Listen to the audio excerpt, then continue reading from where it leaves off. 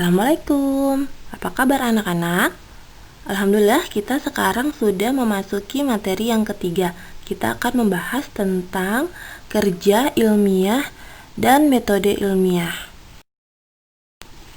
Produk-produk sains seperti fakta, model, prinsip, hukum, dan teori biologi dihasilkan oleh para ilmuwan melalui kerja ilmiah.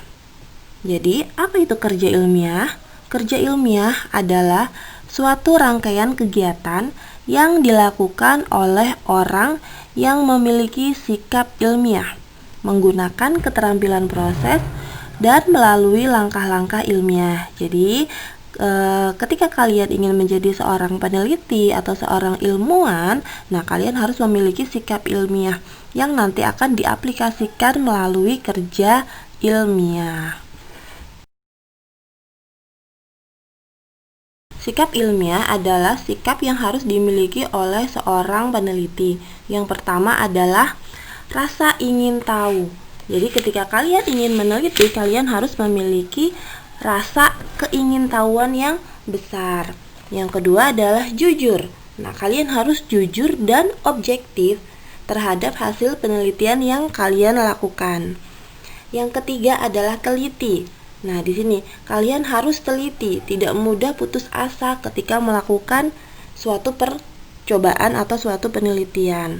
Kemudian tekun, ya di sini juga kalian tadi sama dengan teliti dan tekun, kalian tidak mudah putus asa gitu. Kemudian kritis. Di sini kalian harus peka dan kritis terhadap fenomena atau kejadian yang di alam gitu ya. Kalian tidak mudah percaya terhadap sesuatu yang belum dibuktikan. Kalian harus kritis. Kemudian terbuka. Ini kalian harus terbuka terbuka atas penelitian yang kalian lakukan. Kemudian objektif. Tadi objektif ya. Kalian juga harus objektif. Objektif itu ya sesuai dengan fakta yang kalian dapatkan gitu ya dari hasil penelitian. Kemudian menghargai karya orang lain. Di sini kalian harus bersikap hormat. Kemudian menghargai terhadap hasil penelitian dan penemuan orang lain gitu ya. Kalian juga harus bersikap hormat terhadap peneliti lain.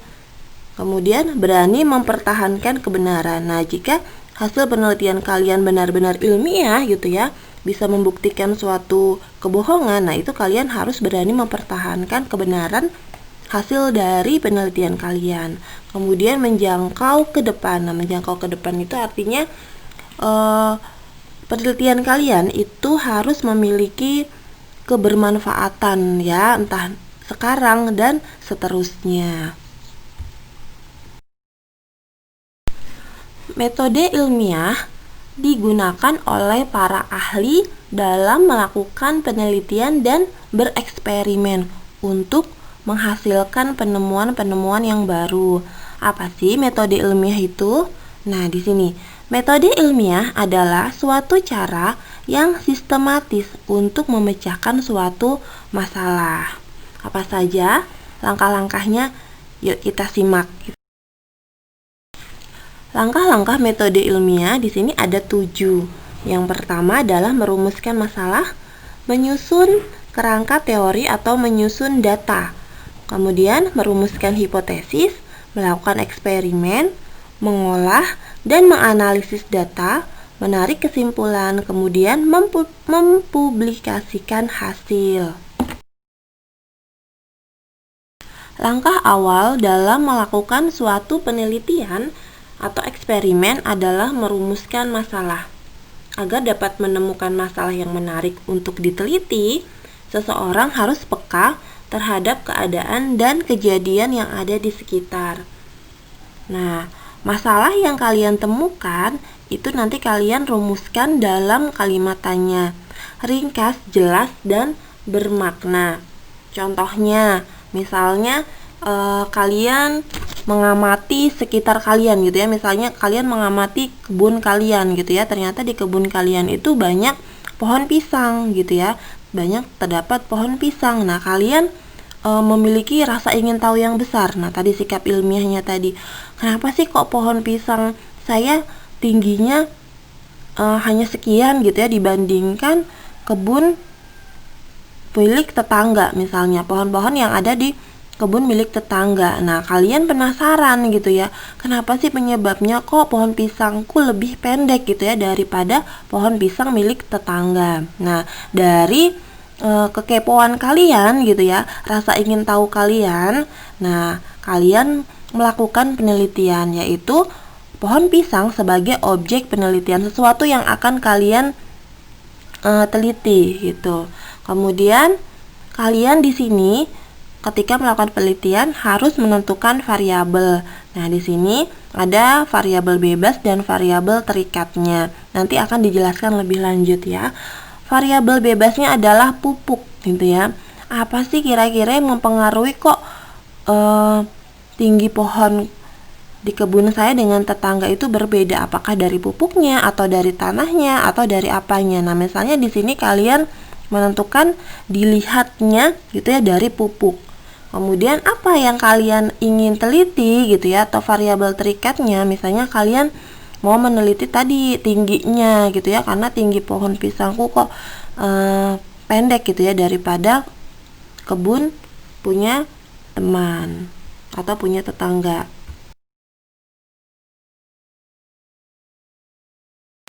Ketika kita merumuskan masalah, kita juga harus menentukan variabel penelitian. Variabel penelitian merupakan faktor penentu atau faktor yang berpengaruh, dapat berubah dan dapat juga merubah. Macam-macam variabel penelitian. Yang pertama ada variabel bebas, variabel terikat, variabel kontrol, dan ada juga banyak variabel-variabel yang lain. Tapi di sini yang akan kita bahas ada 3 variabel ini.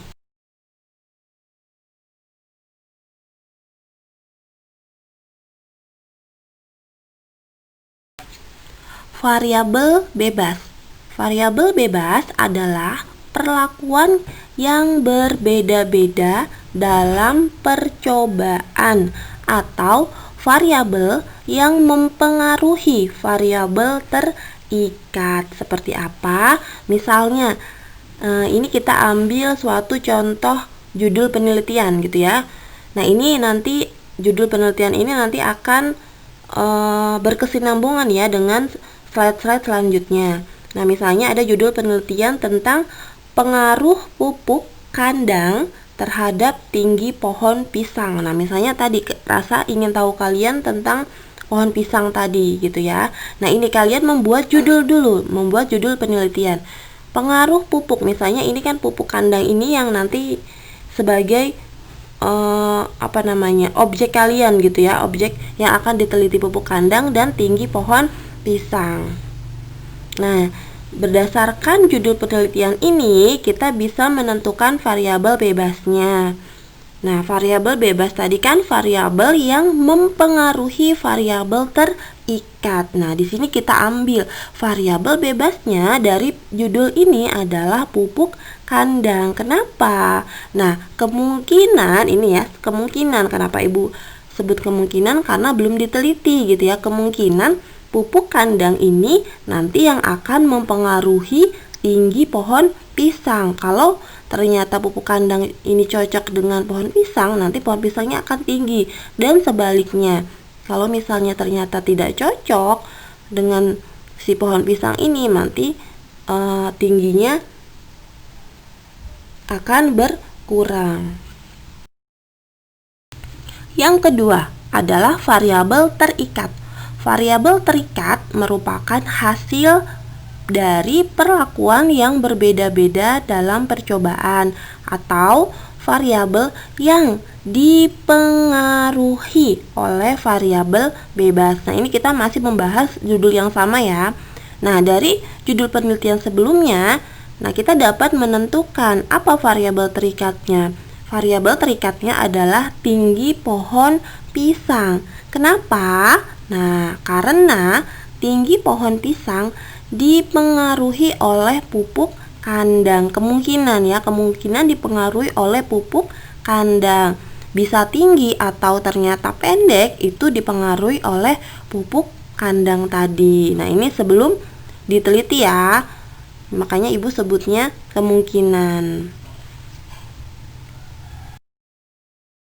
3. Variabel kontrol. Variabel kontrol adalah perlakuan yang sama pada semua percobaan. Variabel kontrol tidak diteliti, namun hanya digunakan sebagai pembanding. Contohnya, dari judul penelitian sebelumnya, kita bisa ambil variabel kontrolnya adalah misalnya pupuk urea gitu ya. Pupuk urea ini yang kalian gunakan atau digunakan peneliti untuk melihat apakah pupuk kandang memiliki pengaruh terhadap tinggi pohon. Nah, misalnya ini tergantung dari penelitinya ya. Misalnya bisa menggunakan pupuk NPK atau pupuk yang lainnya gitu ya. Yang digunakan sebagai pembanding. Kemudian tadi variabel kontrol adalah variabel dengan perlakuan yang sama. Ya, ini misalnya ketika kalian meneliti gitu ya, kita harus menyiapkan pembandingnya, kontrolnya. Nah, misalnya berarti kalian minimal harus membuat 2 percobaan. Ya, yang satu tadi kalian tanami pohon pisang dengan pupuk kandang, dan satu lagi kalian menanam pohon pisang dengan pupuk urea.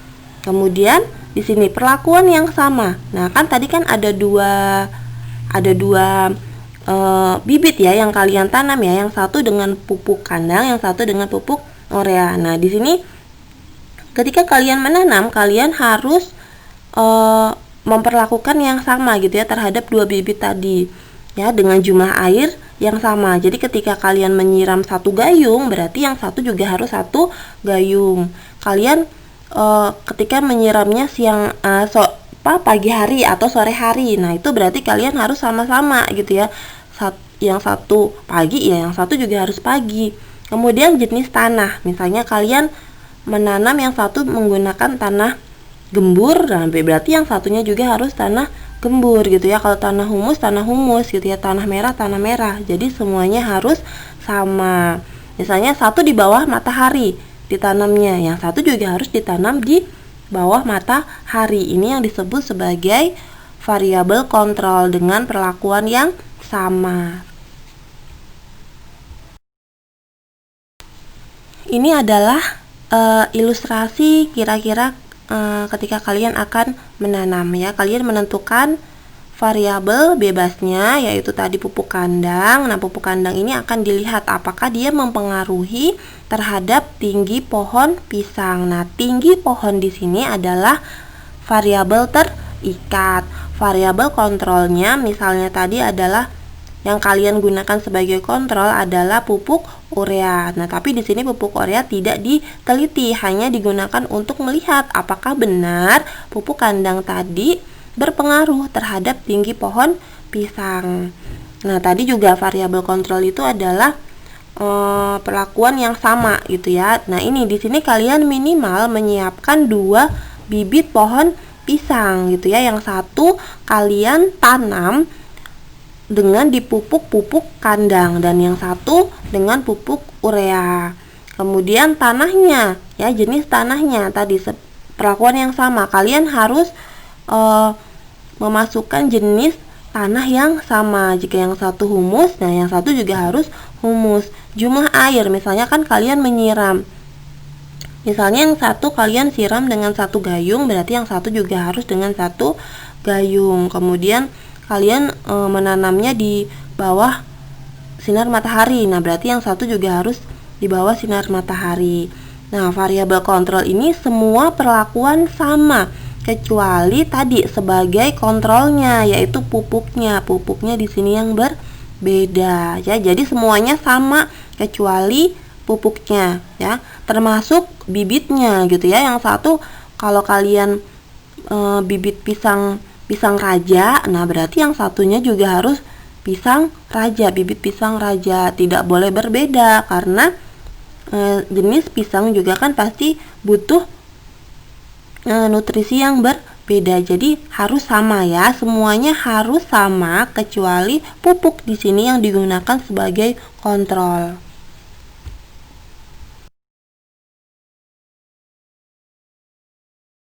Kita ke langkah metode ilmiah yang kedua, yaitu mengumpulkan kerangka teori atau data atau informasi. Nah, setelah kalian tadi merumuskan masalah, sudah menentukan variabelnya, nah sekarang kita cari referensi gitu ya. Kalian harus mencari referensi untuk memperkuat penelitian kalian gitu ya, supaya penelitian kalian tidak gagal. Kalian harus banyak membaca, harus banyak bertanya. Yang pertama, kita bisa bertanya terhadap ahlinya. Nah, misalnya kalian melakukan wawancara kepada petani pohon pisang gitu ya, petani pisang. Nah, kalian bisa bertanya umurnya berapa, kemudian kira-kira nutrisinya apa saja, jenis tanahnya yang cocok untuk pohon pisang itu apa. Nah, kalian bisa bertanya kepada petani, atau misalnya kalian bertanya kepada peneliti lain gitu ya, kalian silahkan wawancara. Kemudian yang kedua, kalian harus banyak membaca. Kalian harus mencari literatur gitu ya, bisa dari koran, kemudian bisa dari buku penelitian, atau misalnya juga bisa dari jurnal-jurnal gitu ya, dari jurnal-jurnal orang. Ya, tentunya yang berkaitan dengan pohon pisang dan pupuk kandang tadi gitu ya. Jangan membaca yang lain gitu ya, kan di sini kalian mau meneliti tentang pohon pisang dan pupuk kandang, berarti kalian harus membaca gitu ya. Nah, selain dari buku-buku tadi, kalian juga bisa dari media elektronik. Misalnya kalian mendengarkan radio tentang pohon pisang atau tentang pupuk kandang gitu ya. Kemudian dari televisi atau yang lainnya. Langkah ketiga adalah menyusun hipotesis atau dugaan sementara. Hipotesis merupakan jawaban sementara terhadap suatu masalah. Nah, ini jawaban kalian sebagai peneliti gitu ya, sebelum kalian melakukan penelitian. Nah, ini ada dua macam. Ada yang disebut sebagai hipotesis nol. Hipotesis nol itu misalnya kalian menduga gitu ya, atau dugaan sementara kalian bahwa pupuk kandang itu tidak berpengaruh terhadap tinggi pohon gitu ya. Ini tidak berpengaruh hipotesis nolnya, jawaban sementara kalian gitu ya, sebelum kalian melakukan penelitian. Kemudian ada yang disebut hipotesis 1. Hipotesis 1 itu adalah dugaan sementara bahwa pupuk kandang berpengaruh terhadap tinggi pohon pisang. Nah, kedua hipotesis ini yang nanti akan kalian buktikan gitu ya. Kalian buktikan yang benar yang mana. Benarkah si pupuk kandang tadi berpengaruh terhadap tinggi pohon pisang, atau sebaliknya tidak berpengaruh. Nanti kalian buktikan di percobaan.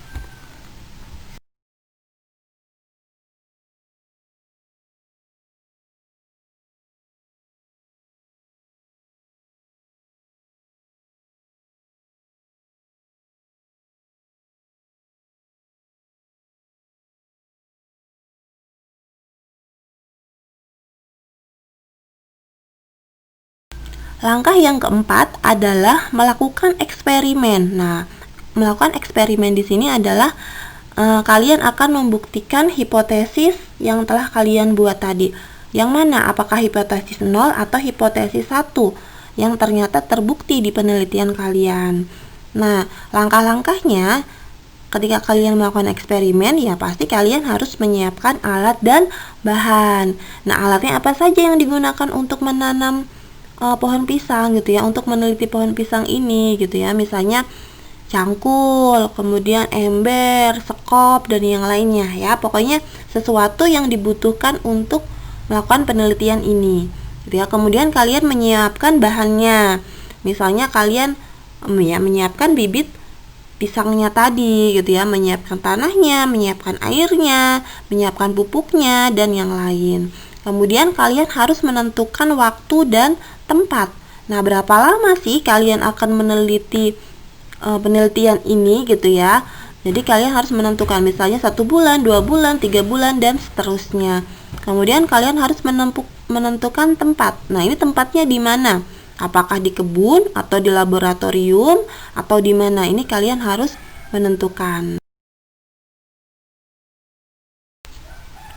Langkah yang kelima adalah mengolah hasil percobaan atau menganalisis data.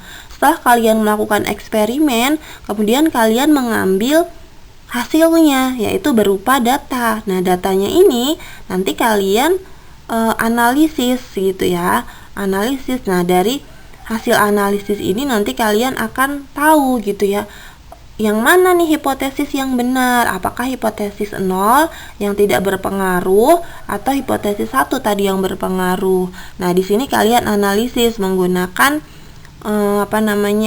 statistik gitu ya. Nanti kalian akan pelajari lebih lanjut.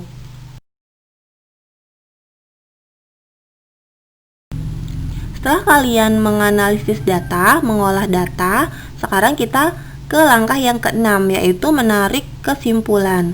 Nah, dari hasil analisis data kalian, nah nanti kalian bisa menarik kesimpulan. Nah, kesimpulannya apa? Apakah si pupuk kandang tadi berpengaruh terhadap percobaan atau sebaliknya? Nah, ini dilihat dari analisis data kalian. Nah, ini misalnya kesimpulannya adalah percobaan yang dilakukan tadi ternyata pupuk kandang berpengaruh terhadap tinggi pohon pisang. Ini misalnya ya, ini harus dilakukan tadi eksperimen dan analisis data. Ini hanya contoh ya. Setelah kalian menarik kesimpulan, langkah yang terakhir adalah mempublikasikan hasilnya. Nah, hasil penelitian kalian harus publikasikan gitu ya. Misalnya dalam bentuk karya ilmiah, dalam bentuk jurnal gitu ya. Nanti kalian upload ke media elektronik agar semua orang tahu gitu ya hasil dari penelitian kalian, agar tahu manfaatnya gitu ya, manfaat dari hasil penelitian kalian gitu. Dan bisa digunakan oleh peneliti-peneliti lain, memotivasi peneliti lain untuk melakukan suatu kerja ilmiah.